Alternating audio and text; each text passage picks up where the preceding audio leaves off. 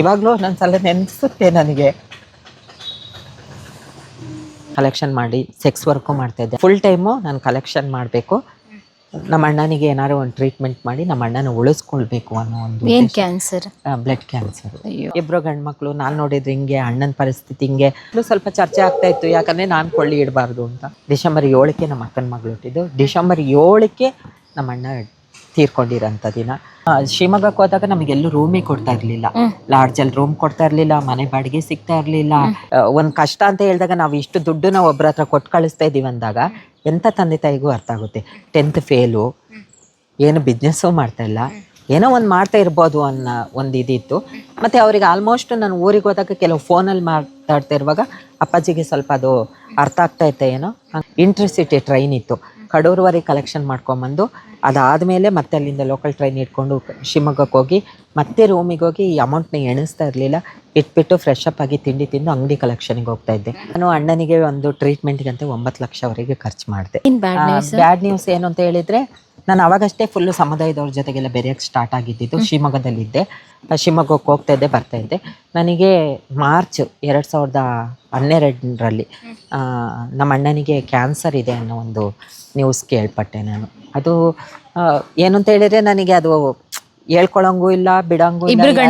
ಇಬ್ರು ಗಂಡ್ಮಕ್ಳು. ನಾನು ನೋಡಿದ್ರೆ ಹಿಂಗೆ, ಅಣ್ಣನ ಪರಿಸ್ಥಿತಿ ಹಿಂಗೆ, ಅಕ್ಕನ ಮದುವೆ ಮಾಡಿಕೊಟ್ಟಿದ್ದೀವಿ ಅಂತ ಎಲ್ಲ ಯೋಚನೆ ಸ್ಟಾರ್ಟ್ ಆಯಿತು. ತುಂಬ ಅವಾಗ ನಾನು ಕುಗ್ಗೋದೆ. ಯಾಕಂತ ಹೇಳಿದರೆ ಅಪ್ಪ ಅಮ್ಮನೂ ಕಾಪಿ ಎಸ್ಟೇಟಲ್ಲಿ ಕೆಲಸ ಮಾಡ್ತಾ ಇದ್ದಾರೆ, ಅಪ್ಪ ರೈಟ್ರು ಕೆಲಸ. ಆದರೂ ತಿಂಗಳಿಗೆ ಅವರಿಗೆ 300ರಿಂದ 400 ರೂಪಾಯಿ ಸ್ಯಾಲರಿ, ಸ್ವಂತ ಮನೆ ಇತ್ತು. ಅಮ್ಮನೂ ಕಾಪಿ ತೋಟಕ್ಕೆ ಕೆಲ್ಸಕ್ಕೆ ಹೋಗ್ತಾ ಇದ್ರು. ನಾನು ನಮ್ಮ ದುಡಿಮೆಯಲ್ಲಿ ನಾವು ಅಣ್ಣನಿಗೆ ಟ್ರೀಟ್ಮೆಂಟ್ ಕೊಡೋಕ್ಕಾಗಲ್ಲ ಅನ್ನೋದು ಒಂದು ನಿರ್ಧಾರ ತಗೊಂಡು ನಾನು ಡೈರೆಕ್ಟು ಕೆಲಸಕ್ಕೆ ರಿಸೈನ್ ಮಾಡಿ ಶಿವಮೊಗ್ಗಕ್ಕೆ ಹೋಗಿ ಸೆಟ್ಲಾದೆ. ಫುಲ್ ಟೈಮು ನಾನು ಕಲೆಕ್ಷನ್ ಮಾಡಬೇಕು, ನಮ್ಮ ಅಣ್ಣನಿಗೆ ಏನಾದ್ರು ಒಂದು ಟ್ರೀಟ್ಮೆಂಟ್ ಮಾಡಿ ನಮ್ಮ ಅಣ್ಣನ ಉಳಿಸ್ಕೊಳ್ಬೇಕು ಅನ್ನೋ ಒಂದು. ಏನ್ ಕ್ಯಾನ್ಸರ್? Blood cancer. ಅಯ್ಯೋ, ಯಾವ ಸ್ಟೇಜಲ್ಲಿ ಇತ್ತು? ಫೈನಲ್ ಸ್ಟೇಜಿಗೆ ಹೋಗಿತ್ತು ಅವತ್ತು. ಓಕೆ. ಅದಾದಮೇಲೆ ನಾನು ಶಿವಮೊಗ್ಗದಲ್ಲಿ ಸೆಟ್ಲಾದೆ. ತುಂಬ ಕಷ್ಟಪಟ್ಟೆ. ಅಣ್ಣಂಗೋಸ್ಕರ ನೀವು ಕಲೆಕ್ಷನ್ಗೆ ಹೋಗಿದ್ದು. ನನಗೋಸ್ಕರ ನಾನು ವರ್ಕ್ ಮಾಡ್ತಾ ಇದ್ದೀನಿ ಅನ್ನೋ ಒಂದು ಫೀಲ್ ಇತ್ತು. ಅಣ್ಣನಿಗೆ ಈ ಥರ ಇದ್ದಾಗ ಕಲೆಕ್ಷನಿಗೆ ಅನಿವಾರ್ಯ ಕಾರಣ ಹೋಗ್ಲೇಬೇಕಾಯ್ತು ನಾನು ಕಲೆಕ್ಷನಿಗೆ ಅಂತ. ನೀವು ಸೀರೆ ಉಡೋದಿದೆಲ್ಲ ನಿಮ್ಮ ಮನೆಗೆ ಗೊತ್ತಿರಲಿಲ್ಲ? ಅಣ್ಣನಿಗೂ ಅಪ್ಪಾಜಿಗೂ ಸ್ವಲ್ಪ ಡೌಟ್ ಇತ್ತು. ಯಾಕಂತ ಹೇಳಿದ್ರೆ ನಾನು ಮೀಸೆ ಎಲ್ಲ ತೆಗೆಸ್ಕೊಂಡು ಹೋಗ್ಬಿಡ್ತಾ ಇದ್ದೆ ಮನೆಗೆ. ಕೂದಲು ಬಿಟ್ಟಿದ್ದೆ ಸ್ವಲ್ಪ, ಯಾಕೆ ಬಿಟ್ಟಿದೀಯ ಅನ್ನೋರು ಏನಾದ್ರು ಒಂದು ರೀಸನ್ ಸುಳ್ಳು ಹೇಳಲೇಬೇಕಾಯ್ತು. ಸಲ್ಮಾನ್ ಖಾನ್ ಟ್ರೆಂಡ್ ಅನ್ಬಿಟ್ರಾ? ಸುಳ್ಳೆ ಇಲ್ಲ, ನಾನು ದೇವಸ್ಥಾನಕ್ಕೆ ಹೋಗ್ಬೇಕು ಅದಕ್ಕೋಸ್ಕರ ಬಿಟ್ಟಿದ್ದೆ, ಆ ಥರ ಹೇಳ್ತಾ ಇದ್ದೆ. ಅದಾದಮೇಲೆ ತುಂಬ ಸ್ಟ್ರಗಲ್ ಮಾಡಿದೆ. ಬೆಳಿಗ್ಗೆ 4 ಗಂಟೆಗೆ ಎದ್ದೊಳ್ತೆ. ನಮಗೆ ಶಿವಮೊಗ್ಗಕ್ಕೆ ಹೋದಾಗ ನಮಗೆಲ್ಲೂ ರೂಮಿಗೆ ಕೊಡ್ತಾ ಇರಲಿಲ್ಲ, ಲಾಡ್ಜಲ್ಲಿ ರೂಮ್ ಕೊಡ್ತಾ ಇರಲಿಲ್ಲ, ಮನೆ ಬಾಡಿಗೆ ಸಿಗ್ತಾ ಇರಲಿಲ್ಲ, ಎಲ್ಲೂ ಸಿಗ್ತಾ ಇರಲಿಲ್ಲ. ಫುಟ್ಪಾತಲ್ಲೂ ಮಲಗಿದ್ದೀನಿ ನಾನು ಕೆಲವು ಟೈಮು. ಬಸ್ ಸ್ಟ್ಯಾಂಡ್ ಮುಂದ್ಗಡೆ ಅಂಗಡಿ ಕ್ಲೋಸ್ ಮಾಡಿರೋ ಫುಟ್ಪಾತಲ್ಲೂ ನಾನು ಮಲಗಿ ನನ್ನ ಲೈಫನ್ನ ಸ್ಟಾರ್ಟ್ ಮಾಡ್ಕೊಂಡು. 1 ಡೇ ಫುಲ್ ಕಲೆಕ್ಷನ್ನಲ್ಲಿ ಎಷ್ಟಾಗ್ತೈತಿ ಇವಾಗ? ಅವನಿಗೆ ಪಾರ್ಟ್ ಟೈಮ್ ಆಗಿ ಅಂದರೆ ಒಂದು 2 ಅವರ್ಸು ಕಲೆಕ್ಷನ್ ಮಾಡಿದಾಗ 3ರಿಂದ 4 ಸಾವಿರ ಪರ್ ಡೇ ದುಡಿತಿದ್ರು. ಇವಾಗ ಡೇ ಫುಲ್ ಕಲೆಕ್ಷನ್ಗೆ ಹೋದಾಗ ಅಂದಾಜು ಎಷ್ಟು? ಅವಾಗ ಏನು ಅಂತ ಹೇಳಿದ್ರೆ, ನಾವು ಪಾರ್ಟ್ ಟೈಮ್ ಅಂತ ಹೋದಾಗ ನಮಗೆ ಇಷ್ಟ ಬಂದಿದ್ದು ಏರಿಯಾಕ್ಕೆ ಹೋಗ್ತಾ ಇದ್ದು, ಓಡ್ ಬಂದ್ಬಿಡ್ತಾ ಇದ್ದು. ಆದರೆ ಫುಲ್ ಟೈಮ್ ಕಲೆಕ್ಷನಿಗೆ ಅಂತ ಬಂದಾಗ ಕೆಲವರು ಒಂದೊಂದು ದಿನ ಒಂದೊಂದು ಏರಿಯಾಕ್ಕೆ ಹೋಗ್ತಾ ಇರ್ತಾರೆ. ಅವಾಗ ಸ್ವಲ್ಪ ಕಲೆಕ್ಷನ್ ಕಡಿಮೆ ಆಗಕ್ಕೆ ಸ್ಟಾರ್ಟ್ ಆಯಿತು. ಆದರೂ ನಾನು ಏನು ಮಾಡ್ತಾ ಇದ್ದೆ ಅಂತ ಹೇಳಿದರೆ, ಬೆಳಗ್ಗೆ 4 ಗಂಟೆಗೆ ಎದ್ದೊಳ್ತಾ ಇದ್ದೆ. 4 ಗಂಟೆಗೆ ಎದ್ದು ಸ್ನಾನ ಮಾಡಿಕೊಂಡು ರೆಡಿಯಾಗಿ APMCಗೆ ಹೋಗ್ತಾ ಇದ್ದೆ. APMCನಲ್ಲಿ ಕಲೆಕ್ಷನ್ ಮಾಡಿಕೊಂಡು ಅಲ್ಲಿಂದ ಡೈರೆಕ್ಟು ರೈಲ್ವೆ ಸ್ಟೇಷನಿಗೆ ಹೋಗ್ತಾ ಇದ್ದೆ. ಇಂಟರ್ಸಿಟಿ ಟ್ರೈನ್ ಇತ್ತು, ಕಡೂರುವರೆಗೆ ಕಲೆಕ್ಷನ್ ಮಾಡ್ಕೊಂಬಂದು ಅದಾದಮೇಲೆ ಮತ್ತೆ ಅಲ್ಲಿಂದ ಲೋಕಲ್ ಟ್ರೈನ್ ಇಟ್ಕೊಂಡು ಶಿವಮೊಗ್ಗಕ್ಕೆ ಹೋಗಿ ಮತ್ತೆ ರೂಮಿಗೆ ಹೋಗಿ ಈ ಅಮೌಂಟ್ನ ಎಣಿಸ್ತಾ ಇರಲಿಲ್ಲ, ಇಟ್ಬಿಟ್ಟು ಫ್ರೆಶ್ ಅಪ್ ಆಗಿ ತಿಂಡಿ ತಿಂದು ಅಂಗಡಿ ಕಲೆಕ್ಷನ್ಗೆ ಹೋಗ್ತಾ ಇದ್ದೆ. ಅದಾದಮೇಲೆ ಮತ್ತೆ 6 ಗಂಟೆ ತಾಳ್ಗೊಪ್ಪ ಗಾಡಿ ಇತ್ತು, ಅದಕ್ಕೆ ಕೇಳ್ಕೊಂಡು ಕಡೂರುವರೆಗೆ ಬರ್ತಾ ಇದ್ದೆ. ಅದಾದಮೇಲೆ ಟ್ರೈನಲ್ಲಿ. ಯಾಕಂತ ಹೇಳಿದರೆ ಅಣ್ಣನಿಗೆ ಟ್ರೀಟ್ಮೆಂಟ್ ಕೊಡಬೇಕಂದ್ರೆ ನಾನು ಇಷ್ಟೆಲ್ಲ ಸ್ಟ್ರಗಲ್ ಮಾಡಲೇಬೇಕಾಗಿತ್ತು. ಆ ಸ್ಟ್ರಗಲ್ ಜೊತೆಗೆ ಖುಷಿನೇ ಇತ್ತು. ನಮ್ಮ ಅಣ್ಣನ ಉಳಿಸ್ಕೊಳ್ಳೋಕೆ ಏನೋ ನಾನೊಂದು ಮಾಡ್ತಾ ಇದ್ದೀನಿ ಅಂತ ಹೇಳ್ಬಿಟ್ಟು. ಹಂಗೆ ನೋವು ಇತ್ತು, ನನ್ನ ಜೀವನ ಯಾಕಪ್ಪ ಹಿಂಗೆ ಮಾಡಿಬಿಟ್ಟ ದೇವರು, ನಾನು ಸ್ಟ್ರಗಲ್ ಮಾಡೋದೇ ಆಯ್ತಲ್ಲ ನನ್ನ ಲೈಫಲ್ಲಿ ಅಂತ ಒಂದು ನೋವು ಇತ್ತು. ಆಮೇಲೆ ಕಲೆಕ್ಷನ್ ಆಯ್ತಾ? ಟೋಟಲ್ ನಿಮ್ಮ ಮನೆಗೆ ಎಷ್ಟು ದುಡ್ಡು ಕೊಟ್ರಿ? ಕಲೆಕ್ಷನ್ ಟೋಟಲ್ ನಾನು ಅಣ್ಣನಿಗೆ ಒಂದು ಟ್ರೀಟ್ಮೆಂಟ್ಗಂತ 9 ಲಕ್ಷವರೆಗೆ ಖರ್ಚು ಮಾಡಿದೆ. ಎಷ್ಟು ವರ್ಷದಲ್ಲಿ?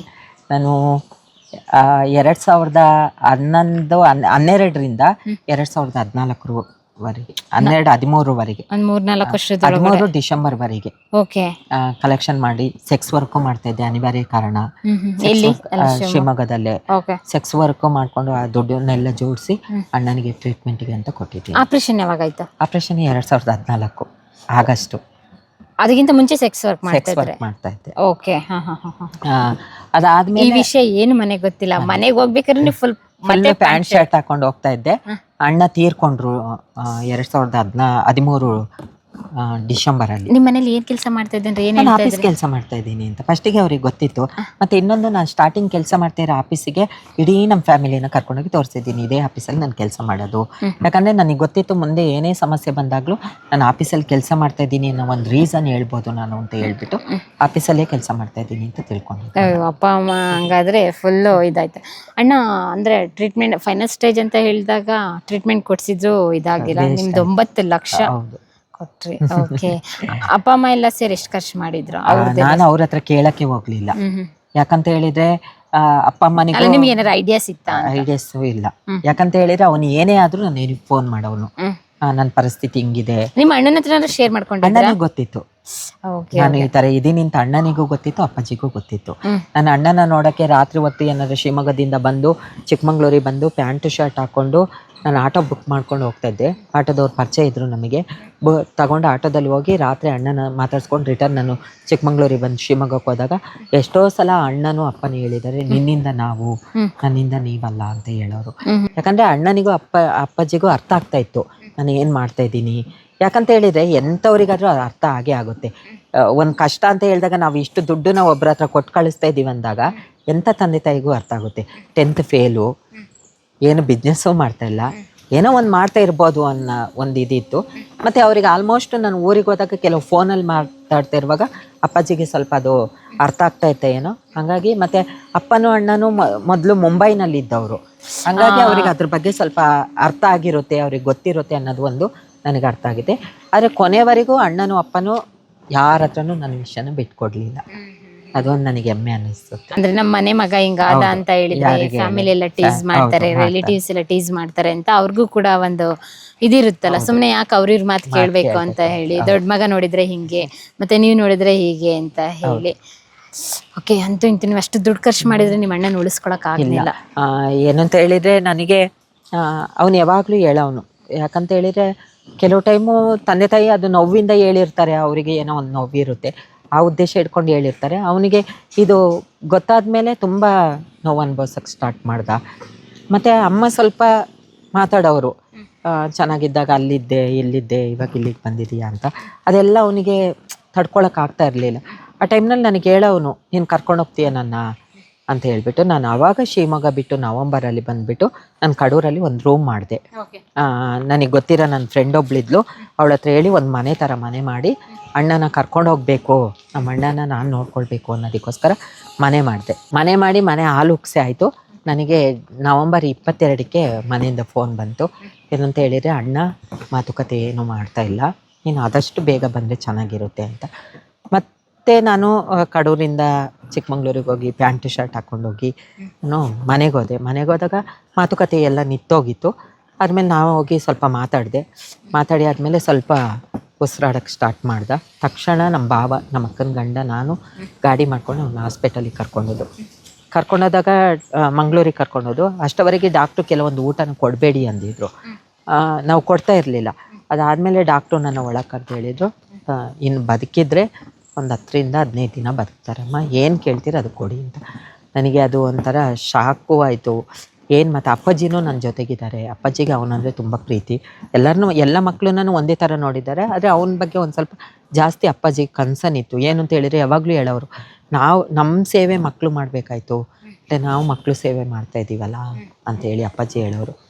ಅದಾದಮೇಲೆ ಬಂದು ರಿಟರ್ನು ಕರ್ಕೊಂಬಂದು ಮನೆಗೆ ಕರ್ಕೊಂಬಂದಾಗ ನಾನು ಡಿಸೈಡ್ ಮಾಡಿದೆ, ಬದುಕಲ್ಲ ಅಂತ ಗೊತ್ತಾದಮೇಲೆ ನಾನು ದುಡಿಮೆ ಮಾಡಿನೂ ಏನೂ ಪ್ರಯೋಜನ ಇಲ್ಲ. ಅಣ್ಣನ ನೋಡಿಕೊಂಡು ಎಷ್ಟು ದಿನ ಅವ್ನು ಇರ್ತಾನೆ ಅಷ್ಟು ಜೊತೆಗೆ ಅವನ ಜೊತೆ ಟೈಮ್ ಸ್ಪೆಂಡ್ ಮಾಡಬೇಕು ಅಂತ ಹೇಳ್ಬಿಟ್ಟು ಅವನ ಜೊತೆಗೆ ಡೈಲಿ ಇರೋಂಥದ್ದು, ಅವ್ರನ್ನ ನೋಡ್ಕೊಳ್ಳೋಂಥದ್ದು. ಅವನೇನಾರೇ ಒಂದೊಂದು ಸಲ ಹಾಸಿಗೆನಲ್ಲಿ ಮೋಷನ್ ಮಾಡ್ಕೊಳ್ಳೋನು, ಅವನಿಗೆ ಗೊತ್ತಾಗ್ತಲ್ಲೇ ಅದನ್ನೆಲ್ಲ ನಾನು ಅಮ್ಮ ಸೇರಿ ತೊಳೆಯೋದು, ಅವನ ಸ್ನಾನ ಮಾಡಿಸೋದು, ಒಂದು ಮಗುನ ನೋಡ್ಕೊಂಡಂಗೆ ನಮಗೆ ಆ ಟೈಮ್ನಲ್ಲಿ ಆಯಿತು. ನಿಮ್ಮ ಫ್ಯಾಮಿಲಿಲಿ ಯಾರಿಗಾರು ಇತ್ತ ಮುಂಚೆ ಕ್ಯಾನ್ಸರ್? ಇಲ್ಲ, ಅಣ್ಣಂಗೆ ಫಸ್ಟ್. ನಮಗೆ ಗೊತ್ತಿರೋ ಥರ ಯಾರಿಗೂ ಇರಲಿಲ್ಲ, ಓಕೆ. ಅಣ್ಣನಿಗೆ ಮಾತ್ರ ಅಂತ ಅನ್ನಿಸ್ತು. ಅದಾದಮೇಲೆ ಡಿಸೆಂಬರ್ 7ನೇ ತಾರೀಕು, ಅದು ಒಂದು ಲೆಕ್ಕದಲ್ಲಿ ನಮ್ಮ ಜೀವನದಲ್ಲಿ ಅವತ್ತಿನ ದಿನ ತುಂಬ ಖುಷಿ ದಿನ. ಯಾಕಂದರೆ ಡಿಸೆಂಬರ್ 7ಕ್ಕೆ ನಮ್ಮ ಅಕ್ಕನ ಮಗಳು ಹುಟ್ಟಿದ್ದು. ನಮಗೆ ಹೆಣ್ಮಕ್ಳಂದರೆ ತುಂಬ ಇಷ್ಟ. ಡಿಸೆಂಬರ್ 7ಕ್ಕೆ ನಮ್ಮ ಅಕ್ಕನ ಮಗಳು ಹುಟ್ಟಿದ್ದು. ಡಿಸೆಂಬರ್ 7ಕ್ಕೆ ನಮ್ಮ ಅಣ್ಣ ತೀರ್ಕೊಂಡಿರೋಂಥ ದಿನ. ಆ ದಿನನ ಇವಾಗಲೂ ನಾನು ದೇವರನಿಗೆ ನೆನೆಸಲ್ಲ. ಒಂದೇ ಮನೇಲಿ ಸಾವು ಮತ್ತೆ ಜನನ. ಹೌದು, ಅಂದರೆ ಏನು ಅಂತ ಹೇಳಿದರೆ ಅವಳು ಹುಟ್ಟಿ 7 ವರ್ಷ ಆಗಿತ್ತು, ಆದರೆ ಅದೇ ಡೇಟಿಗೆ ಹುಟ್ಟಿದ್ಲು. ನನ್ನ ಲೈಫಲ್ಲಿ ನಾನು ಯಾವತ್ತೂ ಯಾರ್ದು ಸಾವು ನೋಡಿರಲಿಲ್ಲ. ಅದೇ ಡೆತ್ ಆದಮೇಲೆ ಹೋಗಿ ನೋಡಿದ್ದೀನಿ, ಕೈ ಮುಗ್ದು ಬಂದಿದ್ದೀನಿ, ಆದರೆ ಪ್ರಾಣ ಹೋಗೋದು ನೋಡಿದ್ದು ನನ್ನ ಅಣ್ಣನ ಮಾತ್ರ. ಅದು ದಿನ ನಿಜವಾಗ್ಲೂ ತುಂಬ ಒದ್ದಾಡ್ಬಿಟ್ರಾ? ಸ್ಟಾರ್ಟಿಂಗು ನಾನು ಅವನ್ನ ಸ್ನಾನ ಎಲ್ಲ ಮಾಡಿಸಿ ಮಲಗಿಸಿದ್ದು. ನಾನು ನಮ್ಮೂರಲ್ಲಿ ಇನ್ನೊಂದು ಸಾವಾಗಿತ್ತು, ಅಲ್ಲಿಗೆ ಹೋಗಬೇಕು ಅಂತ ಹೋಗಿದ್ದೆ. ಅಮ್ಮ ಸ್ವಲ್ಪ ಗಾಬರಿನಲ್ಲಿ ನನ್ನ ಕರೆದ್ರು. ಬಂದಾಗ ಫುಲ್ಲು ಅವನು ಏನು ಸುಸ್ತಾಗಿದ್ದ, ನಾವೇನೇ ಮಾತಾಡಿದ್ರು ರಿಯಾಕ್ಷನ್ ಮಾಡ್ತಾ ಇರಲಿಲ್ಲ. ಆದಮೇಲೆ ನಮ್ಮ ಊರಿನವರೆಲ್ಲ ಬಂದುಬಿಟ್ಟು ಹೇಳಿದರು, ಇಲ್ಲ ದೊಡ್ಡ ಪ್ರಾಣ. ನನ್ನ ಕರೀತಾ ಇದ್ದ, ಅವನಿಗೆ ಏನು ಹೇಳಬೇಕು ಅಂತ ಗೊತ್ತಾಗ್ತಾ ಇರಲಿಲ್ಲ. ನನಗೆ ಅದು ನಿಜವಾಗ್ಲೂ ನಮ್ಮ ಅಣ್ಣನ ತುಂಬ ಮಿಸ್ ಮಾಡ್ಕೊಂಡಿದ್ದೀನಿ ನಾನು. ಇವಾಗಲೂ ನನ್ನ ಸಲ ನೆನೆಸುತ್ತೆ ನನಗೆ. ಎಷ್ಟೇ ಆದರೂ ಕಳ್ಳಂಬಳ್ಳಿ ಅಲ್ಲ, ಅದರಲ್ಲಿ ತುಂಬ ಅಟ್ಯಾಚ್ಮೆಂಟ್ ಇಟ್ಕೊಂಡಿದ್ದೀವಿ. ಯಾರಿಗೂ ಆ ದಿನ ಯಾರ ಮುಂದೇನೂ ತಂದೆ ತಾಯಿ ಆದ್ರೇನೂ ಅಷ್ಟೇ, ಅಣ್ಣ ತಮ್ಮಂದಿರ ಅಷ್ಟೇನಷ್ಟೇ, ಅವ್ರ ಮುಂದೆ ಆ ಪ್ರಾಣ ಹೋಗೋದು ನೋಡೋಕ್ಕೆ ಯಾರಿಂದಲೂ ಆಗಲ್ಲ. ಆ ಸಾವಿನಲ್ಲೂ ನಾನು ನೋವು ಅನುಭವಿಸಿದ್ದೀನಿ. ಏನು ಅಂತ ಹೇಳಿದರೆ, ನಮ್ಮ ಮಾವಂದಿರೆಲ್ಲ ನನ್ನ ಹತ್ರ ಮಾತಾಡ್ತಾ ಇರಲಿಲ್ಲ. ನನಗೆ ಅವತ್ತು ಅವನ ಪ್ರಾಣ ಹೋಗೋದು ನೋಡಿ ಆದಮೇಲೆ ಸಂಜೆ ನನಗೆ ಫುಲ್ಲು ಚಳಿ ಜ್ವರ ಸ್ಟಾರ್ಟ್ ಆಗಿತ್ತೆ. ನಾನು ಯಾವತ್ತೂ ನೋಡಿಲ್ದವಳಿಗೆ ಇದನ್ನೆಲ್ಲ ನೋಡಿದಾಗ ಹೊಸದು ಅನ್ನಿಸ್ಬಿಡ್ತು ನನಗೆ. ಫುಲ್ಲು ಚಳಿ ಜ್ವರ ಬಂದಿತ್ತು. ನನ್ನ ಪಕ್ಕದ ಮನೆಯವರು ಆಸ್ಪತ್ರೆಗೆ ಕರ್ಕೊಂಡೋಗಿ ಮಲಗಿಸಿದ್ದಾರೆ. ನಮ್ಮ ಇಡೀ ಕೆಲವು ಫ್ಯಾಮಿಲಿ ನನ್ನ ಬೈದಿದ್ದಾರೆ, ಹೆಂಗೆ ಮಲಗಿದ್ದಾರೆ ನೋಡು, ಅವ್ರ ಬದಲು ಅವ್ರು ಸಾಯಬಾರ್ದಾಗಿತ್ತಂತೆ. ಈ ಥರ ಎಲ್ಲ ಸುಮಾರು ಜನ ಅಂದಿದ್ದಾರೆ. ಅದು ನಾನು ಕಿವಿನಲ್ಲಿ ಕೇಳಿಸ್ಕೊಂಡಿದ್ದೀನಿ. ಆದರೆ ನನ್ನ ಮೈಂಡಲ್ಲಿ ಏನಿದ್ದಿದ್ದು, ನಮ್ಮ ಅಣ್ಣನ ಕಾರ್ಯ ಒಂದು ಕ್ಲೀನಾಗಿ ಮಾಡಿಬಿಡ್ಬೇಕು. ಇಷ್ಟೆಲ್ಲ ಮಾಡಿದ್ದೀನಿ, ನಮ್ಮ ಅಣ್ಣನ ಕಾರ್ಯನ ನಾನೊಂದು ಕ್ಲೀನಾಗಿ ಕಂಪ್ಲೀಟಾಗಿ ಮಾಡಬೇಕು ಅಂತ ಹೇಳ್ಬಿಟ್ಟು. ಅದಾದಮೇಲೆ ದಿನನಿತ್ಯ ಜೀವನ ನೆನೆಸೋದು, ಅವನ ಕಾರ್ಯ ಎಲ್ಲ ಆವಾಗಲೂ ಸ್ವಲ್ಪ ಚರ್ಚೆ ಆಗ್ತಾಯಿತ್ತು. ಯಾಕಂದರೆ ನಾನು ಕೊಳ್ಳಿ ಇಡಬಾರ್ದು ಅಂತ. ನಮ್ಮ ಅಣ್ಣ ಫಸ್ಟೇ ಹೇಳಿದ್ದ, ನಾನೇನಾದ್ರು ಆದರೆ ನೀನೇ ಎಲ್ಲ ಕಾರ್ಯ ಮಾಡಬೇಕು ನಂದು ಅಂತ ಹೇಳ್ಬಿಟ್ಟು. ಹಾಗಾಗಿ ಎಲ್ಲ ಕಾರ್ಯ ನಾನೇ ಮುಂದೆ ನಿಂತು ಮಾಡಿದೆ ನಮ್ಮ ಅಣ್ಣಂದು. ಮಾಡಿಬಿಟ್ಟು ಅಪ್ಪಾಜಿಗೆ ತುಂಬ ಅಟ್ಯಾಚ್ಮೆಂಟು. ನಾನು ಮತ್ತೆ ರಿಟರ್ನ್ ಹೋಗ್ಬೇಕ್ತೀನಿ ಅಂದಾಗ ಇವ್ರದ್ದು ದಿನ ಅಳೋದೆ. ಅಪ್ಪಾಜಿ ಒಬ್ಬನ ಮಗನ ಕಳ್ಕೊಂಡು ಇನ್ನು ನನ್ನ ಲೈಫ್ ಹೇಗೆ, ನಮ್ಮನ್ನು ನೋಡ್ಕೊಳ್ಳೋರು ಹೇಗೆ ಅಂತ. ಸ್ವಲ್ಪ ಸಾಲ ಇತ್ತು ನಮ್ಮದು. ಅದಾದ್ಮೇಲೆ ನಾನು ಎಷ್ಟು ಸಾಲ ಇತ್ತು? ಸಾಲ ಒಂದು 4 ಲಕ್ಷ ಇತ್ತು. ಅದಾದ್ಮೇಲೆ ನಾನು ಅಣ್ಣನ ಟ್ರೀಟ್ಮೆಂಟಿಗೆ ಅದಾದ್ಮೇಲೆ ಅಪ್ಪಾಜಿಗೆ ಹೇಳಿದೆ, ನಾವು ಏನಾದ್ರು ಸಾಲ ತೀರಿಸಲೇಬೇಕು, ನಾವು ಕುತ್ಕೊಂಡಿದ್ರೆ ಆಗಲ್ಲ ಅಂತ ಹೇಳ್ಬಿಟ್ಟು ನಾನು ರಿಟರ್ನ್ ಹೋಗಿ ಡೈಲಿ ಅಪ್ಪಾಜಿಗೆ ಫೋನ್ ಮಾಡ್ತಾಯಿದ್ದೆ. ದಿನ ಅಳವರು, ಅಮ್ಮನೂ ಅಪ್ಪನೂ ದಿನ ಅಳವರು. ಒಂದು 3 ತಿಂಗಳು ನಮ್ಮ ಮನೆ ಹೇಗಿತ್ತು ಅಂತ ಹೇಳಿದರೆ, ನಾವು ಯಾರೂ ಊಹೆನೂ ಮಾಡ್ಕೊಳ್ಳಲ್ಲ ಆ ಪರಿಸ್ಥಿತಿಗೆ ನಮ್ಮ ಮನೆ ಹೋಗಿತ್ತು. ಅದಾದ ಮೇಲೆ ಇನ್ನೊಂದು ಸ್ವಲ್ಪ ನಾವು ನಮ್ಮ ಅಣ್ಣನ ವಿಷಯದಿಂದ ಸ್ವಲ್ಪ ಚೇತರಿಸ್ಕೊಂಡು ಸ್ವಲ್ಪ ಹೊರಗಡೆ ಬರ್ತಾಯಿದ್ದು. ಹೊರಗಡೆ ಅಂದರೆ ಸ್ವಲ್ಪ ಅಪ್ಪಾಜಿಗೆ ಅಮ್ಮನಿಗೆ ಅರ್ಥ ಮಾಡಿಸ್ತಾ ಇದ್ದೆ. ಓದ ನಾವೇನು ಮಾಡೋಕ್ಕಾಗಲ್ಲ. ಯಾಕಂದರೆ ನನಗೆ ನನ್ನ ಫ್ರೆಂಡ್ ಅವ್ರು ಹೇಳೋದು, ನೀನೇ ಧೈರ್ಯ ಹೇಳ್ಬೇಕು ಅಪ್ಪಾಜಿಗೆ, ಅಮ್ಮನಿಗೆ ನೀನು ಹೇಳ್ದೆ ಹೋದರೆ ಅವ್ರ ದಿನ ಅಳ್ತಾರೆ ಅಂತ. ಅವರಿಗೆ ಧೈರ್ಯ ತುಂಬ್ತಾ ಇದ್ದೆ ನಾನು. ಶಿವಮೊಗ್ಗನೇ ಹೋಗಿದ್ದ? ಇಲ್ಲ, ಅವಾಗ ಕಡೂರಲ್ಲಿದ್ದೆ. ಏನು ಕೆಲಸ? ಸೇಮ್ ಕಲೆಕ್ಷನಿಗೆ ಹೋಗ್ತಾ ಇದ್ದೆ ನಾನು. ಅವಾಗ ಯಾವ ಆಫೀಸು ಕೆಲಸ ಫುಲ್ಲು ಬಿಟ್ಬಿಟ್ಟಿದ್ದೆ. ಯಾಕಂದರೆ ನನ್ನ ಮೈಂಡು ಒಂದೇ ಜಾಗದಲ್ಲಿ ಇರಲಿಲ್ಲ. ದಿನನಿತ್ಯ ಅದೇ ನನಗೂ ಚಿಂತೆ ಸ್ಟಾರ್ಟ್ ಆಗೋದು. ಅಯ್ಯೋ, ನಮ್ಮ ಲೈಫ್ ಹೇಗಿದೆ ಇನ್ನು ಮುಂದೆ, ನಾನು ಹೆಂಗೆ ಓಪನ್ ಅಪ್ ಆಗೋದು ಇವಾಗ, ನಾನು ಏನಾದ್ರು ಓಪನ್ ಅಪ್ ಆಗಲೇಬೇಕಾಗಿತ್ತು ನಮ್ಮ ಫ್ಯಾಮಿಲಿನಲ್ಲಿ ಅನ್ನೋದು ಒಂದಿತ್ತು ನನಗೆ. ಅದಾದಮೇಲೆ ಏಪ್ರಿಲಲ್ಲಿ ಇನ್ನೊಂದು ನನ್ನ ಜೀವನದಲ್ಲಿ ದೊಡ್ಡ ಬ್ಯಾಡ್ ನ್ಯೂಸು. ಸೇಮ್ ಡೇಟು 7ನೇ ತಾರೀಕಿಗೆ ನಮ್ಮ ಅಪ್ಪಾಜಿ ತೀರ್ಕೊಂಡು. ಸೇಮ್ 4 ಮಂತ್ ಅಷ್ಟೇ ಗ್ಯಾಪು. ನಾನು ಆವಾಗಲೂ ಕಡೂರಲ್ಲೇ ಇದ್ದೆ. ಕಡೂರಲ್ಲಿದ್ದಾಗ ನನಗೆ ಮಧ್ಯಾಹ್ನ ಒಂದು 12:30ವರೆಗೆ ಒಂದು ಫೋನ್ ಬಂತು. ಅಪ್ಪಾಜಿಗೆ BP ಲೋ ಆಗಿದೆ ಸ್ಫೂರ್ತಿ, ನೀನು ಬಾ ಅಂತ ಹೇಳ್ಬಿಟ್ಟು. ಅದಾದಮೇಲೆ ನನ್ನ ಲೈಫು ಮತ್ತೆ ಒಂದು ಟರ್ನಿಂಗ್ ಪಾಯಿಂಟು. ಬಂದು ನೋಡ್ತೀವಿ, ಏಪ್ರಿಲ್ ಫುಲ್ ಮಾಡ್ತಾಯಿದ್ದಾರೆ ಅಂತ ನನ್ನ ಮೈಂಡಲ್ಲಿ. ಬಂದು ನೋಡ್ತೀನಿ, ಏನೂ ಇಲ್ಲ. ಆವಾಗ ಏನಿಲ್ಲ, ನಾನು ಏನು ಮಾತಾಡೋ ಸ್ಟೇಜಲ್ಲೇ ಅವತ್ತು ಆ ದಿನ ನಾನು ಇರಲಿಲ್ಲ. ಯಾಕಂದರೆ ಅಣ್ಣನ ಕಳ್ಕೊಂಡು ಇನ್ನೂ 4 ತಿಂಗಳು, ಸೇಮ್ ಡೇಟು ಏಪ್ರಿಲ್ 7ನೇ ತಾರೀಕು ಅಪ್ಪಾಜಿ ಅಂತ ಹೇಳಿದಾಗ ಅದನ್ನು ನಾವು ಯಾವ ರೀತಿ ಅರಗಿಸ್ಕೊಳ್ಬೇಕು ಅನ್ನೋದೇ ನಮಗೆ ಗೊತ್ತಿರಲಿಲ್ಲ. ಅದಾದಮೇಲೆ ತುಂಬ ಚಾಲೆಂಜಸ್ ಬಂತು. ನೀವು ಊರಿಗೆ ಶಿಫ್ಟ್ ಆಗಿರಲಿಲ್ಲ ನಾನು. ಅದಾದಮೇಲೆ ನಮ್ಮ ಅಪ್ಪಾಜಿ ನಿಮ್ಮ ಅಮ್ಮ ಒಂದೇ ಮನೇಲಿ ಇಲ್ಲ. ಅಪ್ಪಾಜಿ ತೀರ್ಕೊಂಡಾದ್ಮೇಲೆ ನಮ್ಮದ್ರಲ್ಲಿ ದೊಡ್ಡವರೆಲ್ಲ ಕೂತ್ಕೊಂಡು ಮಾತುಕತೆ ಆಯಿತು. ಏನು ಮಾತುಕತೆ ಆಯಿತು? ಯಾರೂ ಇಲ್ಲಿಲ್ಲ, ಇಡೀ ಫ್ಯಾಮಿಲಿ ಮಂಗಳೂರಲ್ಲಿರೋದ್ರಿಂದ ಎಲ್ಲರೂ ಮಂಗಳೂರಿಗೆ ಶಿಫ್ಟ್ ಆಗಬೇಕು ಅಂತ. ನಾನು ಹೇಳಿದೆ, ಸಾಲ ಇದೆ, ಯಾರು ತೀರಿಸ್ತಾರೆ? ನನ್ನ ನಂಬಿ ಕೆಲವ್ರು ಸಾಲ ಕೊಟ್ಟಿದ್ದಾರೆ, ಯಾರು ತೀರಿಸ್ತಾರೆ? ನನಗೆ 1 ವರ್ಷ ಟೈಮ್ ಕೊಡಿ. ಒಂದು ವರ್ಷದೊಳಗೆ ನಾನು ಸಾಲ ತೀರಿಸಿ ಏನಾರು ಒಂದು ಮಾಡೋಣ ಅಂತ ಹೇಳ್ಬಿಟ್ಟು ಲಾಸ್ಟಿಗೆ ನಮ್ಮ ಮಾವ, ನನ್ನ ಸೋದರ ಮಾವನ ಮನೆ, ಸ್ವಂತ ಮನೆ ಇತ್ತು ಮಣಿಪಾಲಲ್ಲಿ. ಅದ್ರ ಆಪೋಸಿಟೇ ಒಂದು ಬಾಡಿಗೆ ಮನೆ ಮಾಡಿ ಅಮ್ಮನ ನಾವು ಅಲ್ಲಿ ಬಿಟ್ಟು ಇಡೀ ಮನೇನ ಖಾಲಿ ಮಾಡಿಕೊಂಡು, ಸ್ವಂತ ಮನೆ ಚಿಕ್ಕಮಂಗ್ಳೂರಲ್ಲಿ ಇದ್ದಿದ್ದು. ಸ್ವಂತ ಮನೆ ಇದ್ದಿದ್ದು, ಇಡೀ ಮನೆ ಖಾಲಿ ಮಾಡಿಕೊಂಡು ನಾವು ಅಮ್ಮನ ಮಂಗಳೂರಿಗೆ ಶಿಫ್ಟ್ ಮತ್ತೆ ಆ ಮನೆ ಏನಾಯ್ತು ಇವಾಗ? ಸೇಲ್ ಆಯಿತು. ನೀವೇ ಸೇಲ್ ಮಾಡಿದ್ದ? ಅಮ್ಮನೇ ಮಾಡಿದ್ದು. ಪ್ರಿಯ ವೀಕ್ಷಕರೇ, ನಾವು ತೋರಿಸುತ್ತಿರುವ ಇತಿಹಾಸದ ಕಥೆಗಳು ಕನ್ನಡದ ಕಲೆ, ಸಾಹಿತ್ಯ, ಸಂಸ್ಕೃತಿ, ಜನಜೀವನ, ಇತಿಹಾಸ ಸೃಷ್ಟಿಸಿದ ಜನಸಾಮಾನ್ಯರ ಅಸಾಮಾನ್ಯ ಕಥೆಗಳು ನಿಮಗೆ ಇಷ್ಟ ಆಗಿದ್ಯಾ? ಹಾಗಿದ್ರೆ ವಿಡಿಯೋ ನೋಡಿ ಸುಮ್ಮನಾಗ್ಬೇಡಿ, ಶೇರ್ ಮಾಡಿ, ಸಪೋರ್ಟ್ ಮಾಡಿ, ನಮ್ಮೊಂದಿಗೆ ಜೊತೆಯಾಗಿ. ಇದು ನೀವೇ ಬೆಳೆಸಿದ ನಿಮ್ಮ ನೆಚ್ಚಿನ ಡಿಜಿಟಲ್ ಮಾಧ್ಯಮ. ಇನ್ಮುಂದೆ ನಿಮಗಾಗಿ ಇನ್ನಷ್ಟು ವಿನೂತನ ಶೈಲಿಯಲ್ಲಿ ಬರಲಿದೆ. ನಿಮ್ಮ ಬೆಂಬಲದೊಂದಿಗೆ ನಮ್ಮ ಪಯಣ ಮುಂದುವರಿಯುತ್ತಿದೆ. ಸಾಮಾಜಿಕ ಬದಲಾವಣೆಗೆ ಜೊತೆಯಾಗಿ ನಮ್ಮ ಮುಂದಿನ ಪೀಳಿಗೆಗೆ ಕರ್ನಾಟಕದ ಇತಿಹಾಸ ಉಳಿಸೋಣ.